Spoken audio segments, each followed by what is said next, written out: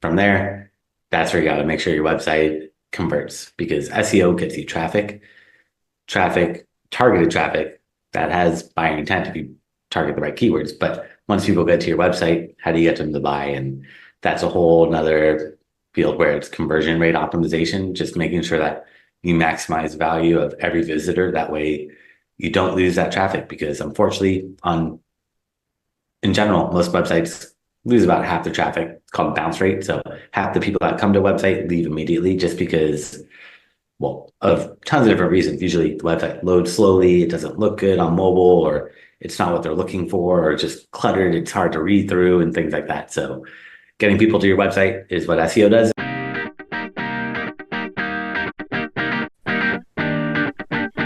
Welcome, everybody, back to another exciting show of the About That Water podcast, where we help you build strong financial habits so that you can have that confidence talking about money, spending money, or even having that fun conversation at that cookout talking about money. So I have a special guest today who is going to help you take your SEO to a whole new level.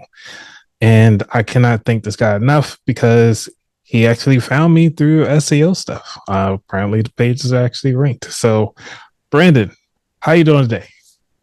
I'm doing well. Thank you for having me on. All right. So, man, you've been doing this for so long. What got you into SEO?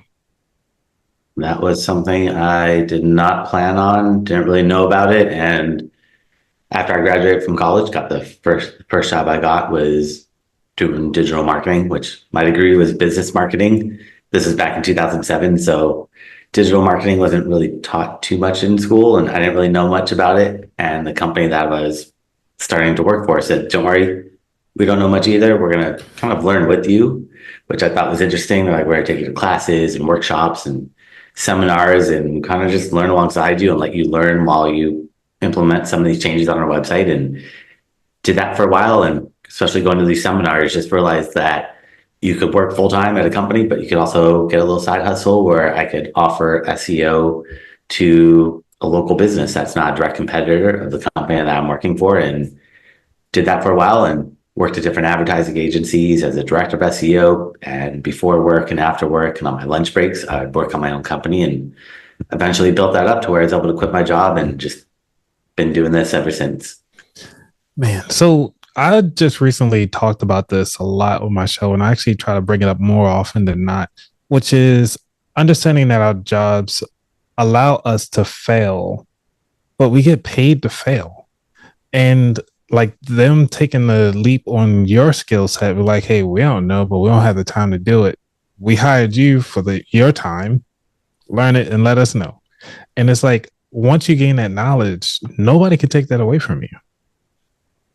No, that's the nice part, but you gotta test and try. And if you don't try and you're not testing, and unfortunately, sometimes you don't succeed, but you learn and grow from it. And that's really what matters. Yeah. So can you tell us a little bit, what is SEO? Yeah, SEO is search engine optimization. So that means ranking websites on search engines, which really is just kind of Google really runs the show. So when you search on Google, there's ads at the top. Those are all paid ads. If you click on it, those websites are paying Google for each click. Could be a couple cents, could be a couple dollars for each click, could be $100 for one click. It's pretty expensive. But right below that are the organic, the free listings, which is what SEO is all about. There's 10 spots on that first page of Google. And what we want to do is rank your website in one of those 10 positions. Yeah. So being ranked high is very important and being noticeable, especially for smaller businesses. Considering like my podcast is small as it is, I guess you would say, considering it's an employee of one, but what is it like? Is there like a website that somebody can go to kind of check out their ranking if they have a website? Yeah, if you have a website and you want to see how you're performing, then I would use like Google Analytics or Google Search Console. Both are free tools from Google that will let you see your traffic. So you can't see other people's traffic, but you can see your own and just sign up. It's free to use. You have to install a little tracking code on your website, which is not that hard. And if you don't know how to do it, I would just Google it and just search how to install Google Analytics for, and then you fill in the blank if you're on WordPress, how to install Google Analytics for WordPress. If you're on Shopify, how to install Google Analytics for Shopify. And it shouldn't take more than 30 minutes. And once it's installed, then you're going to be able to see where your traffic's coming from, what pages they visit, how long they stay on your website. Google Search Console will show you what keywords you rank for, if there's any like errors, if your website loads slowly, if you maybe even been penalized by Google. Hopefully no one gets penalized from Google, and instead of ranking higher, Google actually sometimes will drop you down because they don't like your website or think that you're not a real legitimate trustworthy business. Yeah. So like we hear this term, we kind of get an understanding of it, but how does this SEO process turn into money? Because we're trying to make some money on our websites. We're trying to get noticed. But what is the end result of having a good SEO? If you're ranked on Google, people are going to search for your keywords related to your product or service or whatever it is that you're promoting. And that's going to get people to your website. And from there, that's where you got to make sure your website converts, because SEO gets you traffic, targeted traffic that has buying intent if you target the right keywords. But once people get to your website, how do you get them to buy? And that's a whole another field where it's conversion rate optimization, just making sure that you maximize value of every visitor. That way you don't lose that traffic, because unfortunately in general, most websites lose about half the traffic. It's called bounce rate. So half the people that come to a website leave immediately just because, well, of tons of different reasons. Usually the website loads slowly, it doesn't look good on mobile, or it's not what they're looking for, or just cluttered, it's hard to read through and things like that. So getting people to your website is what SEO does. And then once people get to your website, you gotta figure out, how can I get people to trust my website and want to buy off of me versus a competitor, or just going to a brick and mortar store. If you're selling products, Amazon is a competitor to almost every e-commerce website, unfortunately. That makes sense. So, because I noticed a lot of smaller businesses, or so like say for my podcast, and even though I'm located in Maryland and I want to go to like a mom and pop shop, I'm like, hey, I noticed that your website isn't that great. Why don't you come on my podcast or something like that to help build a backlink? I've heard backlinks a lot. It just means that your link is on somebody else's page. But what's the importance of having one? So Google doesn't trust websites because anybody could put keywords on a website, and a lot of people have manipulated and still to this day try to game the system by putting keywords that are not really what their website's about. And that's why Google became popular back in the 90s, is they said, we're not just going to look at your keywords, but because that's what all the older search engines would do, is they would just look at keywords and pull those keywords out and then rank you accordingly. And I could build a website and I could say like brandonsdentist.com, and you could be like, all right, are you really a dental office? Because we just want to make sure that you're really a dentist. We don't want to just send people here and then find out that you don't exist or you're scamming people. So Google said, not only do we want to look at your keywords, but we want to look at what other websites say about you. So if I'm a dentist, I should be on like WebMD or Wikipedia or Google Maps or Apple Maps or yellowpages.com, Chamber of Commerce. So the more websites that talk about you, the more kind of popular Google sees you as, the more trust Google gives you, and the higher they're going to rank you. So a backlink is really just a clickable link from another website that points to your website.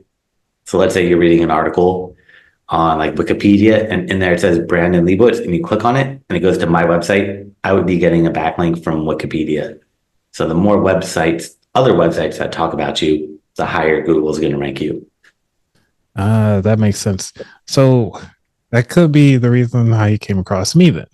So when you did your Google search, how did you find me? Like, what did you search to find me? I use advanced search operators. So I put like these things called like site : and then in quotation marks podcast. And then I put keywords, and then it's going to show me websites related to podcasts that are related to my keyword.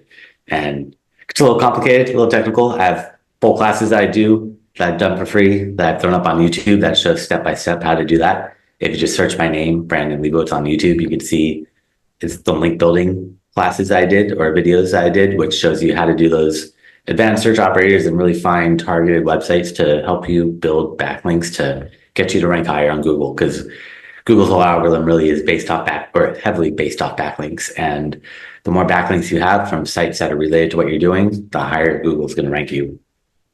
That makes sense. And because also some of these folks that like to geek out with me, I used to do HTML a long time ago. I kind of slowed down on that and did a little bit of CSS.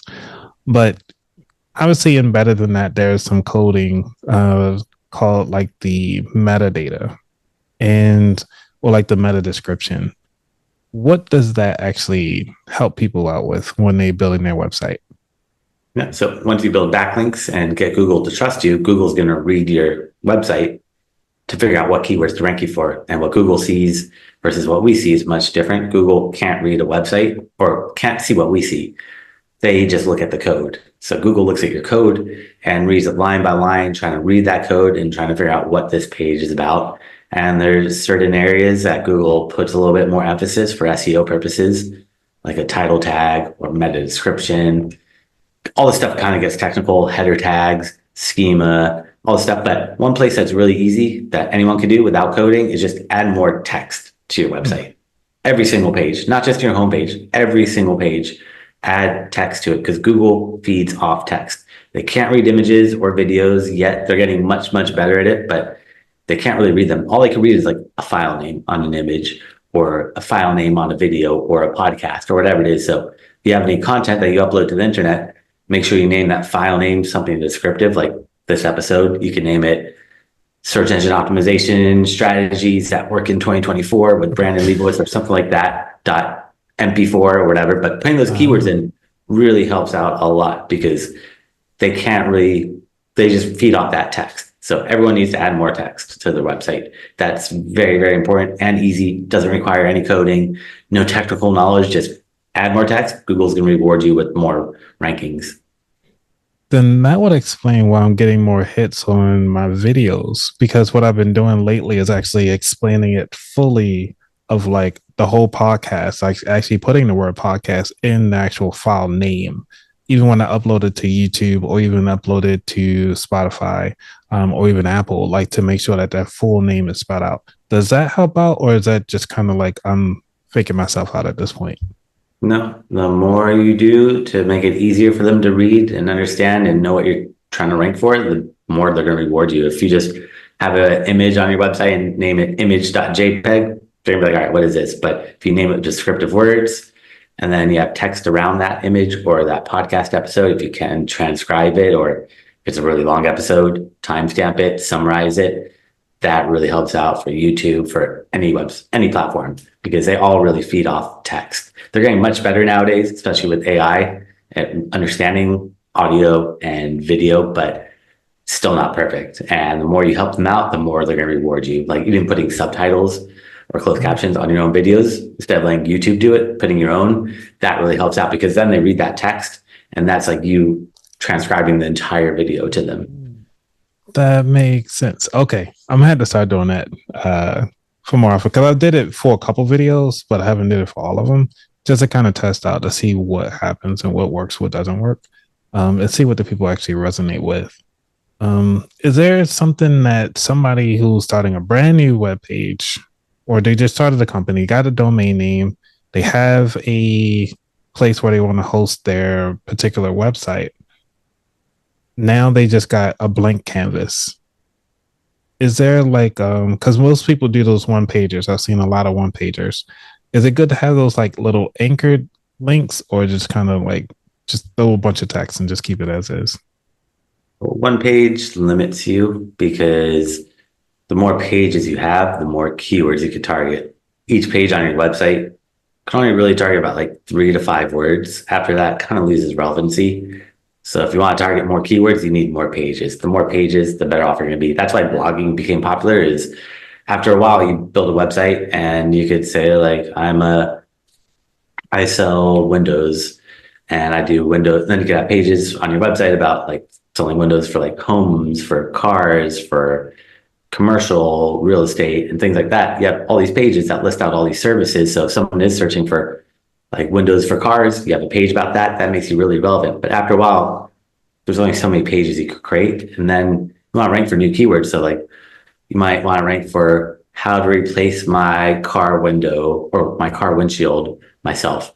You write a blog post about that, then you rank for that keyword that someone's searching for, like how to replace my car windshield, and hopefully, well, they'll read it and either they can fix it themselves or they're just like, all right, this is way too complicated.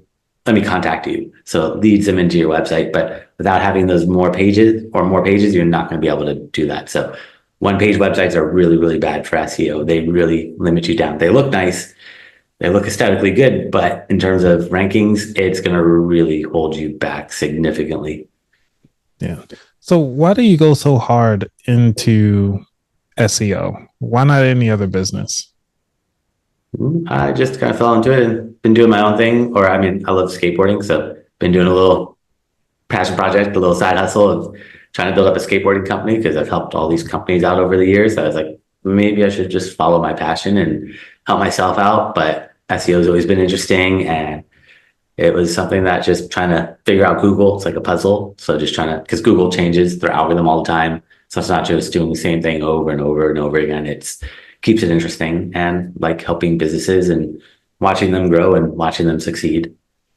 Yeah. So what's the hardest thing about SEO then? Because it seemed like it just kind of came out of necessity versus like something you really wanted to do.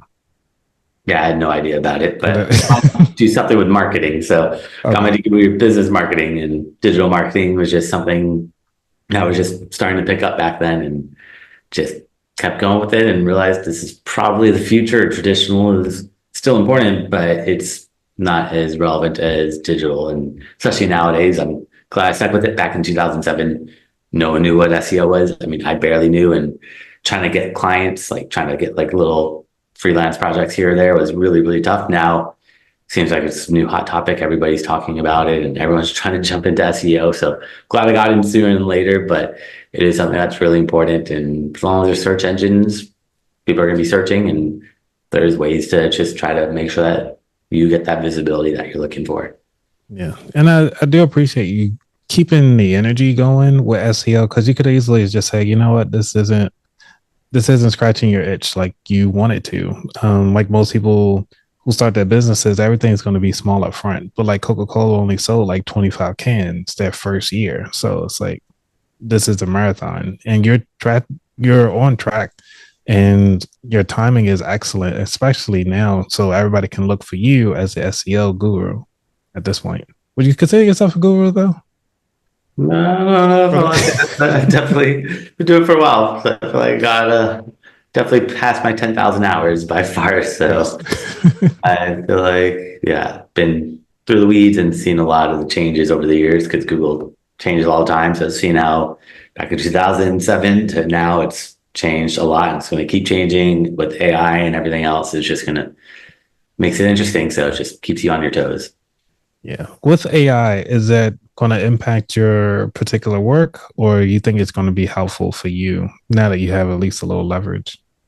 I'm not sure. I'm more worried about if Google just shifts to AI only in the search results. So AI will help any business out because it creates content. It can write articles for you. It can write blogs. Like I was talking about earlier, blogs are very important. Create content. It's not the best content. You have to edit it. So I might just use AI and just copy it verbatim, but you could use it as like a starting point to help you write outlines and things like that. So it does help out. Even social media. You could say, write me 50 social media posts about SEO. Or I could even say, like, here's my website. I've written hundreds of blog posts. Write a social media post for each one, and then I could schedule them all out. So it saves a lot of time. And unfortunately, I feel like copywriters are writers, content creators are unfortunately everything's gonna shift to AI for them. SEO, not too worried about it because can't build backlinks. Could do some of this like title tags and the descriptions. I could kind of do it, but it's not really accurate. So feel like I'm safe for a while, but we'll have to see how long that is. Got you. So for people who are looking into getting into SEO, where should they start? Like as a business, like for them getting into this type of business? Yeah, they should just start learning, reading articles, blogs, just trying to podcast, maybe joining Facebook groups or forums and trying to learn as much as possible and then test. Don't just read, but take action and see what works and got to test things out. Perfect. So we're coming up on the third segment here, which is the features. So what skills or habits that you feel is going to take you to that next level? Just managing business now. So doing SEO, but also trying to grow a team and manage and hiring and doing systems and processes and everything else that comes along with owning a business. Yeah, that is important. A lot more than I thought. So it's Yes. a lot, but it is all very, very important. Yeah, I actually started reading the book, The E-Myth Revisited, and they were talking about the manager, the technician, and the entrepreneur, and just having that separation. Because it seems like you're a good technician, but it's like how do you branch out and step away from that technician piece to more of the entrepreneurial piece? Yeah. That is a tough part, stepping away and delegating, and been doing that a lot more, but it is tough. If I just get out the way, I'm doing it. Like, Yeah, just because you want to have that control, but if you want to be able to grow, you can't just do everything yourself. yeah. Is there anything you want to leave the audience before we dive into the final four questions?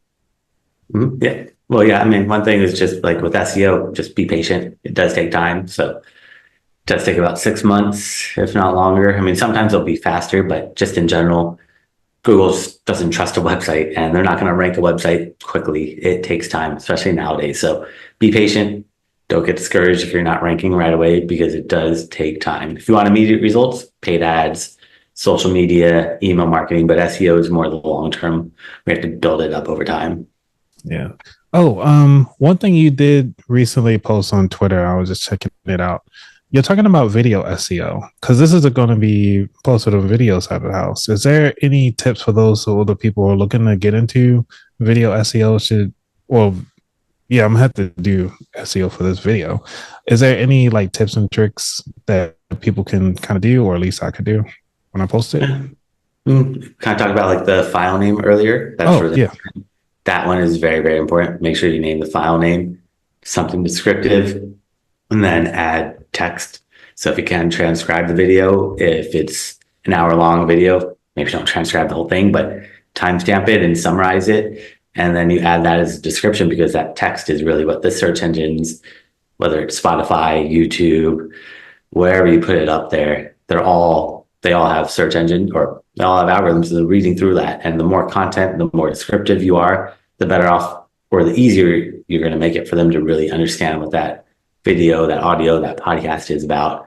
And then reviews are always good. The more reviews, not necessarily the better, but the more reviews with keywords, the better off you're going to be. So if you could get someone to write a review and mention words in there like podcast or SEO podcast, not just saying this was amazing, that doesn't do much, but this podcast episode was great. I learned so much about SEO and building a business and how to get more money, revenue for my business. That really helps out. So keywords, but it's kind of hard like to influence people to say to put keywords in there, but the more keywords and reviews, the higher you're going to rank or comments, description, any stuff like that. So that, what do you call it? That not the social marketing.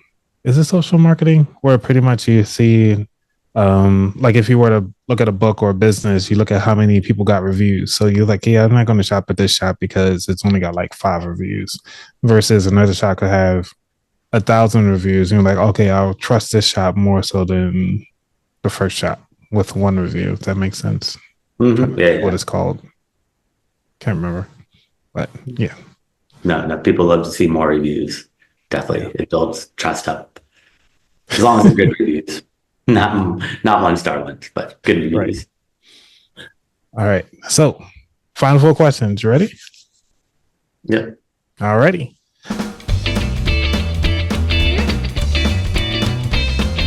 Number 1, what does wealth mean to you? Financial stability. Wealth could mean you're very, very wealthy, but as long as you're just have enough to get by and not have to think about money, that is something that I think would be amazing for everyone. Okay. Number 2, what was your worst money mistake? Maybe not buying Bitcoin when I saw it for like $100 like 10 years ago, back in like 2013 or 14 or something like that. So thought about buying a couple of those and got talked out of it and wish I bought those because that would have been a nice investment. Yeah, that's a whole nother story. Yep. Yeah. Number 3. What is your favorite financial or non-financial book? Never really read too many financial. I mean, maybe like Rich Dad, Poor Dad kind of is a financial book. So We can go with non-financial. I mean, it's okay. no, I think that one is a good one too. Just Rich Dad, Poor Dad is always it's a good book for everyone to read. Yeah, that's normally the go-to. And number 4. What is your favorite dish to make? Chicken Parmesan to make handy. This is my favorite. Love Italian food, and that one is my favorite. Chicken Parmesan, can't go wrong with that. No, you can't. That used to be my go-to dish when I order out. Nice. It's a good choice. The very last question of the show, which is where can people find out more about you?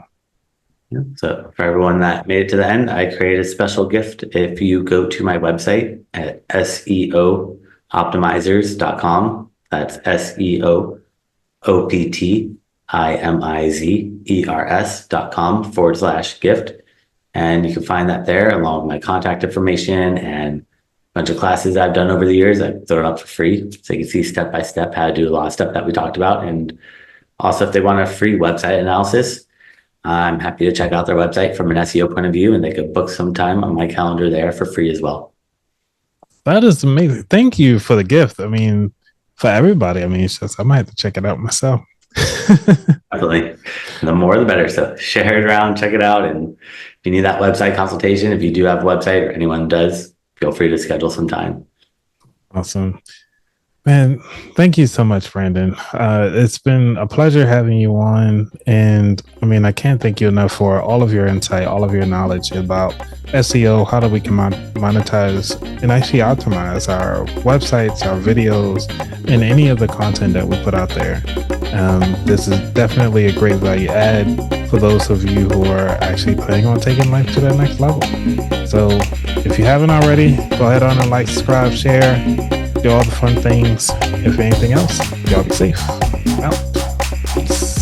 Right.